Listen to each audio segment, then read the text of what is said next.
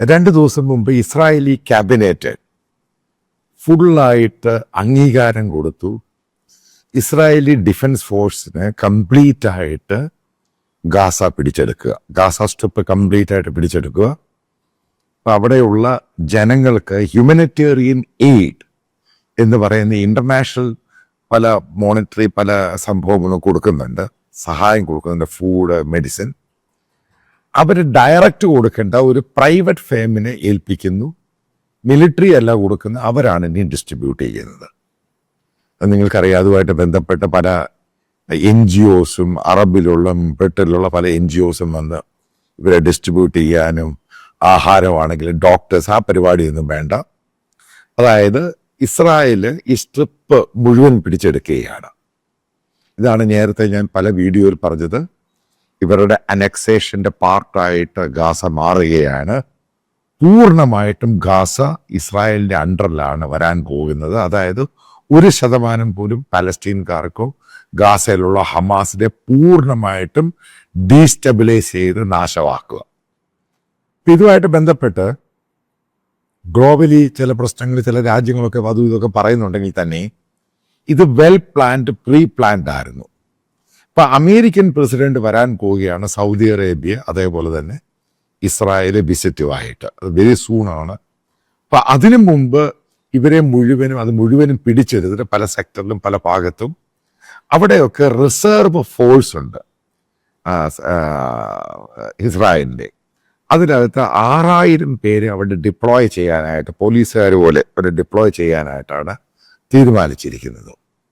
അപ്പം ഇതുമായി ബന്ധപ്പെട്ട് അറിയുവാൻ സാധിക്കുന്ന, ഒരു ഭാഗത്ത് ഗാസ പിടിക്കുന്നു, പൂർണ്ണമായിട്ടും അവരെ മാറ്റുന്നു. അവരെ ഏറ്റെടുക്കാൻ വേണ്ടി ജോർദാനും ഈജിപ്തും തയ്യാറായിട്ടുണ്ട്. അതിൻ്റെ നെഗോസിയേഷൻ ഫൈനൽ റൗണ്ടിലാണ്.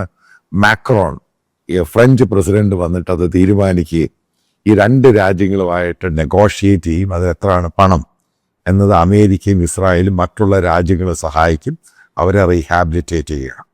അതായത് മനസ്സിലാകേണ്ടത്, ഗാസ എന്ന് പറയുന്ന ഭാഗത്ത് ഇനി അവിടെ വളരെ കുറച്ച് മാത്രമേ നമ്മൾ മനസ്സിലാക്കേണ്ടത്. ഇപ്പോഴും അവിടെ ഏകദേശം 3-4 ലക്ഷം പേരുണ്ട് എന്നാണ് പറയുന്നത്. പക്ഷെ അതിൻ്റെ അത് വലിയൊരു ഭാഗവും, ഏകദേശം 11 ലക്ഷത്തോളം ആൾക്കാർ അവിടുന്ന് പല ആവർത്തിയായിട്ട് അവരങ്ങ് ഒഴിഞ്ഞു പോയി. അവിടെ ഉള്ളവർക്ക് ഇസ്രായേലി ഗവൺമെൻറ് നോട്ടീസ് കൊടുത്തിട്ടുണ്ട്, അവിടുന്ന് ഒഴിഞ്ഞു പോവുക, എത്രയും വേഗം നിങ്ങൾക്കുള്ള സ്ഥലവും വീടുമെല്ലാം ഈ പറയുന്ന ഈജിപ്തിലും ജോർദാനിലുമായിട്ട് ഒരുക്കിയിട്ടുണ്ട്. അറിയുവാൻ സാധിക്കുന്നത്, പല രീതിയിൽ പല ആൾക്കാരെയും 2 രാജ്യത്തിൻ്റെ പല സെറ്റിൽമെൻറ്റ് ഭാഗത്തോട്ട് ഇവർ കയറ്റി വിട്ടിട്ടുണ്ട്.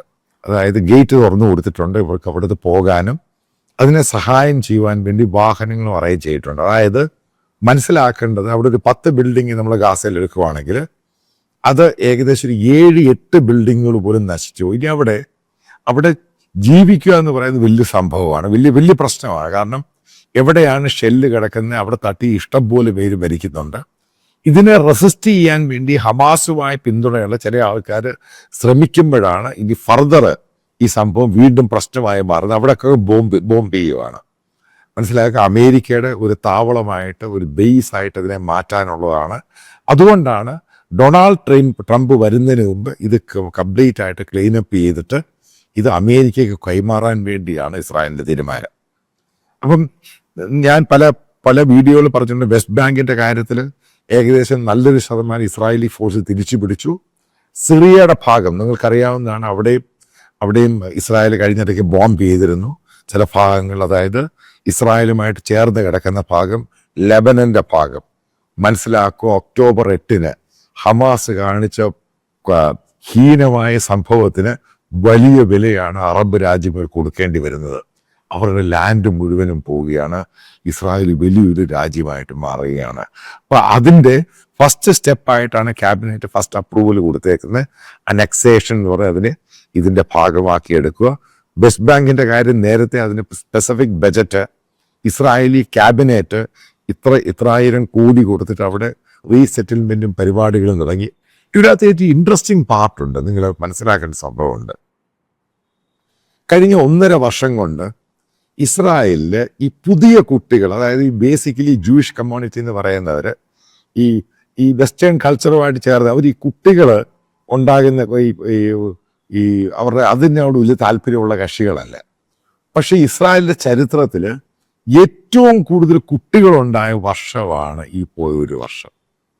കാരണം അവർക്ക് അവരുടെ ജനറേഷനെ കാത്തു സൂക്ഷിക്കാൻ വേണ്ടി അവർ ഈ ഭാര്യയാണ്, ഭർത്താവാണെങ്കിലും മറ്റുള്ള റിലേഷനിലാണെങ്കിലും കുട്ടികളുണ്ടായിരിക്കും. പുതിയ തലമുറയിൽ കുട്ടികളുണ്ടായിരിക്കണം. അതായത് റെക്കോർഡായിട്ടാണ് അവിടെ ഇസ്രായേലിൽ ജൂയിഷ് കമ്മ്യൂണിറ്റി കുട്ടികൾ ഉണ്ടായിരിക്കുന്നത്. അതൊരു സ്പെസിഫിക് ആയിട്ട് നമ്മൾ ആലോചിക്കേണ്ട സംഭവമാണ്. അതേപോലെ തന്നെ ഇസ്രായേലി കമ്മ്യൂണിറ്റി ഗ്ലോബലായിട്ടുള്ളവരും ഇതേപോലെ തന്നെ അതായത് പുതിയ കുട്ടികൾ ഉണ്ടാകണം, അതിൻ്റെ പേരിൽ ഭാര്യ ഭർത്താക്കന്മാരാണെങ്കിലും അവരും അതിൻ്റെ പേരിൽ ഒരു വലിയ ക്യാമ്പയിൻ അവിടെ നടക്കുകയാണ്. അതായത് മനസ്സിലാക്കേണ്ട, വരാൻ പോകുന്ന സമയത്ത് ഈ ജൂയിഷ് കമ്മ്യൂണിറ്റി ഒരു ചെറിയ കമ്മ്യൂണിറ്റി അല്ല ഉണ്ടാകാൻ പോകുന്നത്. അപ്പം അതിൻ്റെ ഭാഗമായിട്ടാണ് അവർ ഈ പുതിയ ജനറേഷൻ കുട്ടികൾ ഉണ്ടാകണം എന്ന് പറഞ്ഞ് ആ സംഭവം ഒരു ഭാഗത്ത് നടക്കുന്നത്, ഗ്ലോബലായിട്ടാണ് നടക്കുന്നത്. അതുപോലെ വളരെയധികം ജൂയിഷ് കമ്മ്യൂണിറ്റിയിലുള്ള ഏകദേശം 75,000 പേരാണ് കഴിഞ്ഞ ഒരു വർഷം അവർ തിരിച്ചു വന്നത്. അതുകൂടെ മനസ്സിലാക്കും. ഇവർക്കൊക്കെ താമസിക്കാനൊക്കെ സ്ഥലം വേണം. അപ്പം അതിൻ്റെ ഭാഗമായിട്ടാണ് എക്സ്പാൻഷൻ നടക്കുന്നത്. അതേപോലെ ക്രിസ്ത്യൻ കമ്മ്യൂണിറ്റിയും കൂടെ, അതായത് ലെബനിൽ നിന്ന് സിറിയയിൽ നിന്നും ഒക്കെ അവിടുന്ന് പോയി ഇപ്പോൾ ക്രിസ്ത്യൻ കമ്മ്യൂണിറ്റിയും കൂടെ റീഹാബിലിറ്റേറ്റ് ചെയ്യാൻ തീരുമാനിച്ചിട്ടുണ്ട്. ഇതൊക്കെ വേറെ സംഭവം അറിയാമെന്ന് വിശ്വസിക്കുന്നു. അല്ലാതെ ഈ ക്രിസ്ത്യൻസ് ഉണ്ട് ഈ സിറിയയിൽ, അവർക്കെതിരെ ISIS അവിടെ വലിയ പ്രശ്നമാണ്. അപ്പോൾ അവരുടെ മിലിറ്റന്റ് ഗ്രൂപ്പിനെ സപ്പോർട്ട് ചെയ്യാൻ ഇസ്രായേൽ തീരുമാനിക്കുന്നു. വരാൻ പോകുന്ന സമയങ്ങളിൽ സിറിയ എന്ന് പറഞ്ഞ് 3-4 അതായത് പീസുകളായിട്ട് മാറാൻ പോവുകയാണ്. അതായത് മനസ്സിലാക്കേണ്ട പുതിയ സ്ട്രാറ്റജി അനുസരിച്ചിട്ട് ഈ ലെബനൻ ആണെങ്കിലും സിറിയ ആണെങ്കിലും ഈ രാജ്യങ്ങളെല്ലാം ഈ ഒക്ടോബർ 8 ഇമ്പാക്റ്റാണ് ചെറിയ രാജ്യങ്ങളായിട്ട് ഇസ്രായേലിനെ സപ്പോർട്ട് ചെയ്യുന്ന ക്രിസ്ത്യൻ ബെൽറ്റായിട്ട് ആ ഭാഗം മാറുകയാണ്. ഇതാണ് ലേറ്റസ്റ്റ് ആയിട്ട് വാഷിങ്ടൺ പോസ്റ്റ് കോട്ട് ചെയ്തിരിക്കുന്നത്. അതായത് പഴയ ഇസ്രായേൽ അല്ല ഇനിയും ഉണ്ടാകാൻ പോകുന്ന ഇസ്രായേൽ, അതിൻ്റെ ഭാഗമായിട്ട് ഫസ്റ്റ് ക്യാബിനറ്റ് അപ്രൂവൽ ഇതിന് കൊടുക്കുന്നു. ഇനി ലെബനൻ്റെ ആ തെക്കൻ ലെബനൻ അതിന് ക്യാബിനറ്റ് അപ്രൂവൽ കൊടുക്കുന്നു. അതേപോലെ സിറിയയുടെ ബഫർ സോൺ അതിന് ക്യാബിനറ്റ് അപ്രൂവൽ കൊടുക്കുന്നു. അതായത് ഇതെല്ലാം കൂടെ ചേർന്ന് ഇസ്രായേൽ വലിയൊരു രാജ്യമാകാൻ പോകുന്നു. അതാണ് വരാനുള്ള ദിവസങ്ങളിൽ കാണാൻ. അതിൻ്റെ തുടക്കം എന്ന രീതിയിലാണ് ഈ ഗാസയെ അനക്സേഷൻ ഉണ്ടായിരിക്കുന്നത്. ഇപ്പം ട്രംപ് വന്ന് പോയ ശേഷം വീണ്ടും ഏകദേശം ഒരു വർഷം കഴിയുമ്പോൾ ഇതെല്ലാം കൂടെ ചേർന്ന് വലിയൊരു, അതായത് വിശാലമായ ഇസ്രായേലാണ് വരാൻ പോകുന്ന ദിവസങ്ങളിലും നാളുകളിലും ഇനിയും കാണാൻ പോകുന്നത്.